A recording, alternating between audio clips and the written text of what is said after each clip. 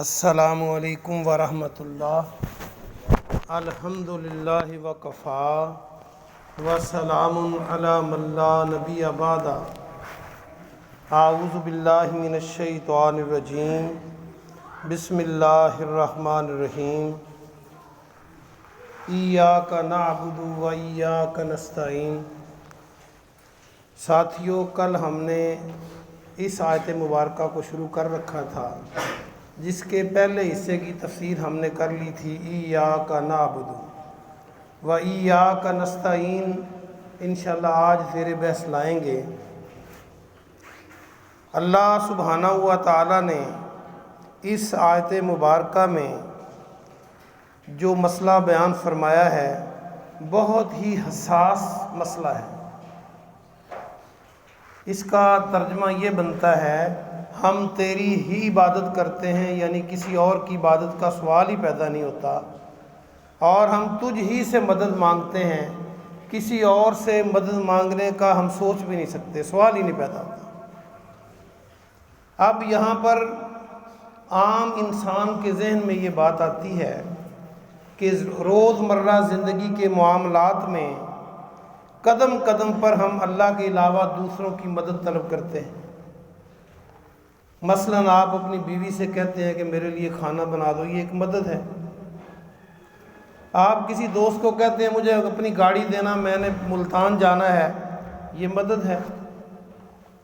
نبی کریم صلی اللہ علیہ وآلہ وسلم نے خود جب صحابہ کرام رضوان اللہ علیہم اجمعین کو جنگ کے لیے تیار کیا تو یہ ایک طرح کی مدد ہے انسانی وسائل کے اندر کہ آؤ ہم نے کافروں سے لڑنا ہے۔ ایک طرف اللہ فرماتا ہے کہ یہ وعدہ کرو نماز کے اندر ہاتھ باندھ کر قبلہ کی طرف منہ کر کے کہ ہم تجھ ہی سے مدد مانگتے ہیں۔ تو مسئلہ کیا ہے؟ یہ مسئلہ یہ ہے، جس طرح میں نے وسیلہ کی دو قسمیں بتائی تھیں آپ کو، مدد کی بھی دو قسمیں ہیں۔ ایک مدد ہوتی ہے فوق الاسباب، ایک ہوتی ہے تحت الاسباب۔ مشکل لفظ آسان بیان کرتا ہوں۔ فوق الاسباب وہ مدد ہے جو غیبی مدد ہوتی ہے، جو اسباب سے اوپر ہوتی ہے، اور تحت الاسباب وہ ہے جو اللہ نے کسی کو وسائل دے رکھے ہیں، اس کے اندر سے آپ کوئی بات کرتے ہیں۔ اس کا تذکرہ بھی قرآن مجید میں ہے۔ اللہ فرماتا ہے وَتَعَاوَنُوا عَلَى الْبِرِّ وَالتَّقْوَى وَلَا تَعَاوَنُوا عَلَى الْإِثْمِ وَالْعُدْوَانِ۔ نیکی اور پرہیزگاری کے کاموں میں ایک دوسرے کی مدد کیا کرو، اور برائی اور گناہ کے کاموں میں مدد نہ کیا کرو۔ عام مسلمان ان دونوں آیتوں کو جب پڑھ لیتا ہے تو وہ الجھن کا شکار ہو جاتا ہے۔ حالانکہ دوسری طرف جو ہے کہ ہم تجھ ہی سے مدد مانگتے ہیں، کسی اور سے مدد مانگیں گے تو وہ شرک ہو جائے گا، بندے کا جنت میں جانا مشکل ہو جائے گا۔ تو آئیے اتنا اہم مسئلہ میں آپ کے سامنے رکھنے لگا ہوں۔ غیبی مدد کیا ہے؟ غیبی مدد یہ ہے، جیسے آپ کہتے ہیں یا اللہ بارش ڈال دے، یا اللہ اولاد دے دے۔ اب دیکھیں، بارش کے لیے نہ ابھی بادل ہیں، نہ کوئی معاملہ ہے، اور آپ اللہ سے کہہ رہے ہیں کہ یا اللہ بارش ڈال دے، بارش دے دے ہمیں۔ جو بھی ضروریات آپ اللہ سے مانگتے ہیں، آپ کہیں اللہ نہ کرے پھنس گئے ہیں، ڈاکوؤں نے آپ کو گھیر لیا ہے، آپ کہتے ہیں یا اللہ مدد، میری مدد کرنا۔ اب وہاں وسائل نہیں ہیں، آپ کے وسائل نہیں ہیں کہ آپ ڈاکوؤں سے بچ سکیں، اب اللہ کی مدد مانگ رہے ہیں آپ۔ اور جو آپ بیوی سے کہتے ہیں کہ مجھے کھانا بنا دو، دوست سے کہتے ہیں مجھے اپنی گاڑی دے دو، یہ وسائل کے اندر ہے۔ دوسری مثال اس کی اس طرح ہے، آپ کسی زندہ ولی سے جا کے دعا کراتے ہیں، یہ ایک طرح کی مدد ہے۔ جب وہ فوت ہو جائے، اب وہ بول نہیں سکتا، خود نہا نہیں سکا، خود چارپائی پہ لیٹ کے قبرستان نہیں جا سکا، اس کو لوگ لے کے گئے۔ اب آپ کہیں کہ مجھے اولاد دے دیں، مجھے بیٹے دے دیں، آپ کہیں گے ایسے تو کوئی بھی نہیں کہتا، میں بھی مثالیں بیان کرتا ہوں۔ پہلے ہم دیکھتے ہیں کہ جو بہترین مخلوق ہے اللہ کی، انسان ہے۔ انسانوں میں سے اللہ کے ولی ہیں، اللہ کے ولیوں میں سے صحابہ کرام ہیں، وہ بھی اللہ کے ولی ہیں، ویسے ان کے درجے اس سے بھی بلند ہیں، بڑے ولی ہیں، اور ولیوں سے بڑی جماعت انبیاء کرام کی جماعت ہے اور تمام نبیوں سے افضل و اعلیٰ جناب محمد رسول اللہ صلی اللہ علیہ وآلہ وسلم ہیں۔ تو آئیے ہم دیکھتے ہیں کہ قرآن مجید کے اندر جب انبیاء کرام کو مشکل پیش آئی تو انہوں نے کس سے دعا کی، کس سے مدد مانگی۔ اب یہ میں حوالے قرآن کے دے رہا ہوں جو اللہ کی کتاب ہے، جس میں زیر زبر کا شک نہیں ہے۔ دعا کون مانگ رہے ہیں؟ اللہ کی بہترین مخلوق مانگ رہی ہے، انبیاء کرام، اور درج کر دیا ہے اللہ نے اپنے قرآن میں۔ کوئی شک بچتا ہے؟ اگر کسی اور کتاب سے، مولویوں کی کتابوں سے کوئی آپ کو اور قصے کہانیاں سناتا رہے تو پھر آپ نے خود ہی انصاف کرنا ہے کہ اللہ کے قرآن میں بہترین مخلوق اللہ کو اتنی پسند آئی یہ دعائیں کہ اللہ نے قرآن میں نازل کر دی۔ سبحان اللہ کہتے ہیں۔ پولیس والے بیٹھے ہیں لیکن پکڑتے نہیں ہیں سبحان اللہ کہنے سے۔ جی بات یہ ہے کہ وہ اتنی پسند آئیں اللہ کو، حالانکہ پہلے انبیاء کرام پیارے نبی جناب محمد صلی اللہ علیہ وآلہ وسلم کے دور میں تو نہیں تھے کہ اس وقت یہ نازل ہوتی۔ انہوں نے اپنے دور میں مانگی، اللہ پاک کو اتنی پسند تھی کہ پیارے نبی کو اور آپ کے لیے اور میرے لیے قیامت تک کے لیے ان کو آیتیں بنا دیا تاکہ آپ پڑھیں اور ایک رستہ ہمیں مل جائے۔ آئیے ہم دیکھتے ہیں جو جد الانبیاء کہیں گے یا جس پیغمبر کو پیارے نبی جناب محمد صلی اللہ علیہ وآلہ وسلم اپنا باپ کہہ کر پکارا کرتے تھے، ابراہیم علیہ السلام کو۔ انہوں نے جب دعا مانگی، میں یہ آپ کو بتانا چاہتا ہوں کہ قرآن مجید میں 14 سے زیادہ انبیاء کرام کی دعائیں موجود ہیں۔ انبیاء کرام ایک ایک نبی کی 3 5 دعائیں بھی ہیں۔ میں انبیاء کرام کا نام 14 سے بھی زیادہ ہیں، تو ساری ہم نہیں اتنے مختصر پروگرام میں بیان کر سکتے، لیکن آپ کو انشاءاللہ بہترین رستہ مل جائے گا۔ ابراہیم علیہ السلام جن کی ساری شریعت کو اللہ نے شریعت محمدیہ بنا دیا، پیارے نبی صلی اللہ علیہ وسلم کو حکم دیا گیا ہے کہ ابراہیم علیہ السلام کی اسوہ پہ چلیں۔ آپ اندازہ کر لیجئے انہوں نے جو دعا مانگی وہ آپ سب کو یاد ہے، رب اجعلنی مقیم الصلاۃ ومن ذریتی ربنا وتقبل دعا ربنا اغفر لی ولوالدی وللمؤمنین یوم یقوم الحساب۔ یہ سورہ ابراہیم ہے اور اس کی آیت نمبر 40 اور 41 ہے۔ اس کا ترجمہ پڑھ کے دیکھ لیجئے۔ جب آپ کو اللہ سے مانگنا منظور ہوا تو کیسے مانگا؟ رب اجعلنی، اے میرے رب بنا دے، مقیم الصلاۃ، اے میرے پالنے والے مجھے نماز کا پابند بنا دے، اور میری اولاد کو۔ تو اللہ سے مدد مانگی، اور بھی جتنے مواقع آئے انہوں نے اللہ ہی سے مدد مانگی۔ اس کے بعد تمام آدم جو آدمی ہم ہیں، انسان ہیں، ان کے جو باپ ہیں آدم علیہ السلام کی دعا کا ہم تذکرہ کریں گے۔ انہوں نے جب وہ آپ نے پورا واقعہ آپ کو یاد بھی ہے کہ جب جنت میں درخت کے پاس چلے گئے جس سے اللہ نے منع کیا تھا، تو پھر اللہ نے کہا کہ اب آپ چلے جائیں، جنت سے نکل جائیں۔ اور جب انہوں نے دعا مانگی، کس سے بڑی مشکل کیا ہے کہ جنت کہاں اور دنیا کہاں، تو انہوں نے کیا کہا؟ ربنا ظلمنا انفسنا وَإِن لَّمْ تَغْفِرْ لَنَا وَتَرْحَمْنَا لَنَكُونَنَّ مِنَ الْخَاسِرِينَ۔ یہ سورہ اعراف ہے، آیت نمبر 23 ہے، یہ بھی آپ کو یاد ہے۔ تو پوری انسانیت کے باپ نے جب مانگا تو کس سے مانگا؟ پھر دوبارہ لفظ سنیے، ربنا، اے ہمارے رب، اے ہمارے پالنے والے، ہم نے اپنی جانوں پر ظلم کیا، شیطان نے بہکا دیا، شیطان نے غلطی کروا دی، لغزش کا شکار ہو گئے، اور پھر اس طرح معافی مانگی۔ یہ قرآن بیان کرتا ہے جو معافی مانگی تھی بابا جی نے، وہ اللہ نے قرآن میں آپ کے اور میرے لیے نازل کر دی، پیارے نبی پر آیت بنا کے اتار دی۔ یہاں پر ایک بات اور میں کرنا چاہتا ہوں۔ آدم علیہ السلام کہہ رہے ہیں کہ اللہ ہم سے غلطی ہو گئی، اگر تو نے ہمیں معاف نہ کیا تو ہم گھاٹا پانے والوں میں سے ہو جائیں گے۔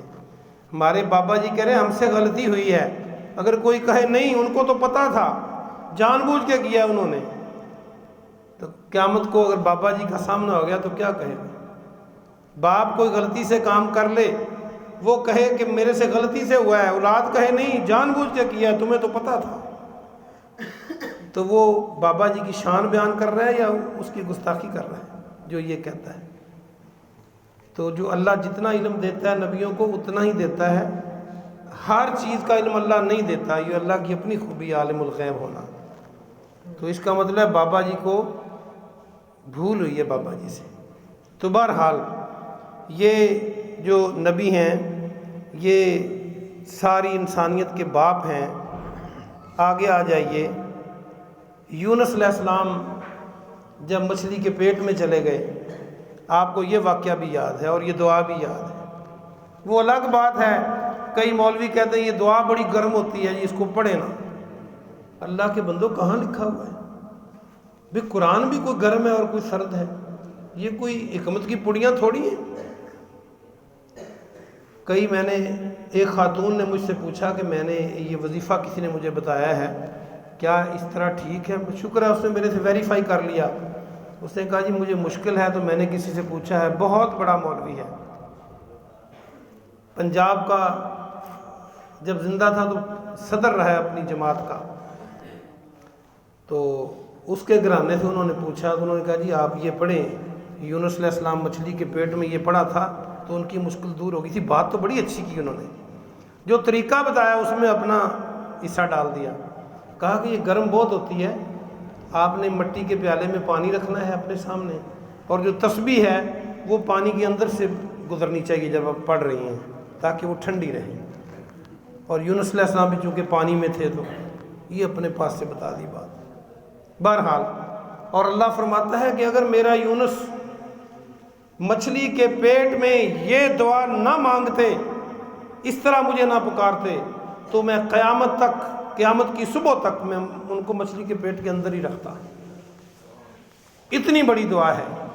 بلکہ تفسیر ابن کثیر اٹھا کے دیکھیں تو انہوں نے یہ لکھا ہے کہ جب انہوں نے یہ دعا پڑھی مچھلی کے پیٹ کے اندر، تو عرش پر ہلچل مچ گئی۔ فرشتوں نے پوچھا اللہ جی کیا معاملہ ہے؟ اللہ نے فرمایا کہ میرے ایک بندے نے پانی کے اندر، مچھلی کے پیٹ کے اندر، نیچے کنکروں اور ریت کے ذرات کے بالکل پیندے میں جا کر، تہ میں جا کر مجھے پکارا ہے، اور جن الفاظ سے پکارا ہے یہ اس کا سارا معاملہ ہے۔ سبحان اللہ پڑھی۔ اور یہاں بھی مفسرین نے یہ بھی لکھا ہے کہ جو ذرات تھے ریت کے وہ بھی اللہ کی تعریف کر رہے تھے۔ جب یونس علیہ السلام نے دیکھا، اللہ نے سنوا دیا۔ اللہ چاہے تو ہزاروں میلوں سے بتا دے کہ یوسف کی قمیض آ رہی ہے ان کے باپ یعقوب علیہ السلام کو۔ قرآن میں آتا نا، میرے بیٹے کی آج یوسف کی خوشبو آ رہی ہے۔ کنعان اور مصر کا ہزاروں میل کا فاصلہ ہے۔ جب نہیں بتایا تو 3-3.5 میل کے فاصلے پہ کنویں میں بھائیوں نے پھینک دیا۔ قرآن بیان کرتا ہے کہ آپ رو رو کر آپ کی آنکھیں سفید ہو گئی۔ یا اگر آپ کو پتا تھا کہ کنویں کے اندر ہیں تو پھر بیٹے کو مرنے دیا کیوں نہیں نکالا؟ انبیاء کی شان نہیں ہوتی ہے۔ بار یہ اور مسئلہ ہے، اللہ جو چاہتا ہے بتا دیتا ہے، جتنی ضرورت ہوتی ہے کس کو؟ انسانوں کو۔ تو انہوں نے کیا دعا مانگی؟ لا الہ الا انت سبحانک انی کنت من الظالمین۔ انہوں نے جب ضرورت پڑی، مصیبت میں آئے تو اللہ کو پکارا۔ آگے آ جائیے، مومنوں کی دعا بھی لکھی ہوئی ہے قرآن میں، وہ بھی آپ کو آتی ہے۔ ربنا آتنا فی الدنیا حسنہ وفی الآخرۃ حسنہ وقنا عذاب النار، کہ جو یہ دعا مانگتے ہیں ان کو دنیا بھی ملتی ہے، آخرت بھی ملتی ہے۔ جو صرف دنیا مانگتے ہیں آخرت نہیں ملتی ان کو، قرآن بیان کرتا ہے۔ اور ہمیں پتہ نہیں کیا ہے، ہم کس مٹی کے بنے ہوئے ہیں، ہم نے اس میں بھی اضافہ کرنے سے ہم نے گریز نہیں کیا۔ آپ نے مسجدوں میں سنا ہوگا علماء کرام کئی یہ دعا مانگ رہے ہوتے ہیں، رب وقنا عذاب النار وقنا عذاب القبر وقنا عذاب الحشر وقنا عذاب المیزان۔ سنا ہوگا آپ نے، میں نے سنا ہے بار۔ بھئی جتنی آیت اللہ نے نازل کی ہے وہ کافی نہیں ہے؟ جب یہ کہہ دیا کہ دنیا کی ہر اچھی چیز دے دے، آخرت کی ہر اچھی چیز دے دے، پیچھے رہ کیا گیا؟ تو اپنے پاس سے لگا لیا۔ پھر میزان کا ترجمہ تو ترازو ہوتا ہے، ترازو کا بھی کوئی حساب ہوتا ہے۔ بہرحال تو یہ مومنوں کی دعا بھی اللہ نے قرآن میں نقل کی ہے آپ کے اور میرے لیے۔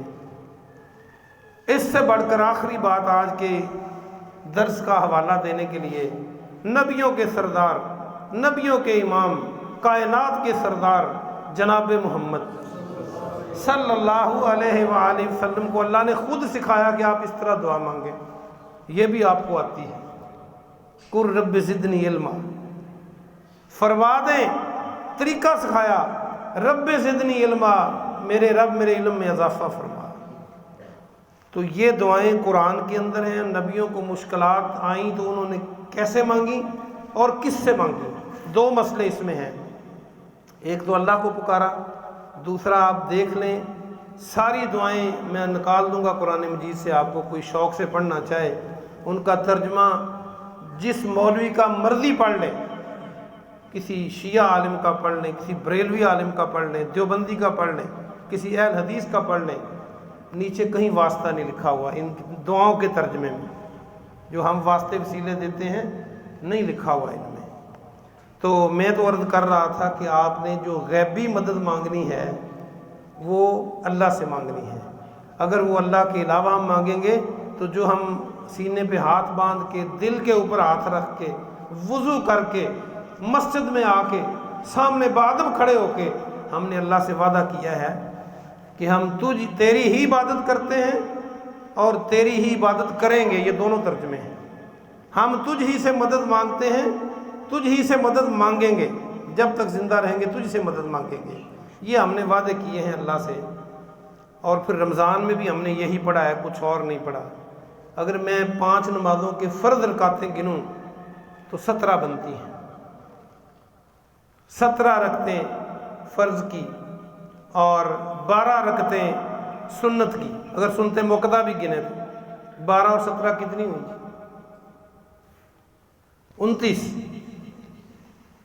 29 رکعتیں آپ پڑھتے ہیں تو 29 رکعتوں میں آپ اللہ سے باوضو کے وعدہ کرتے ہیں کہ تجھ ہی سے مدد مانگتے ہیں، تیری ہی عبادت کرتے ہیں۔ نماز پڑھ کے باہر جا کے مکر جائیں، پھر نماز پڑھنے آئیں تو اللہ پوچھ لے تو کیوں بھائی پتر کیا کیا تھا؟ جب بیمار ہوا تھا ایوب علیہ السلام بیمار ہوئے تو کس سے مانگا تھا؟ یوسف علیہ السلام قید میں گئے تو کس سے مانگا تھا؟ زکریا علیہ السلام کو جب اولاد کی ضرورت تھی کس سے مانگا تھا؟ یہ بھائی مسئلہ ہے اور بڑا اہم مسئلہ ہے۔ اگر کوئی غیر اللہ سے مدد مانگتا ہے غیبی مدد تو وہ شرک ہے، اور شرک کرنے والے کو اللہ نے اس پہ جنت حرام کر دی ہے۔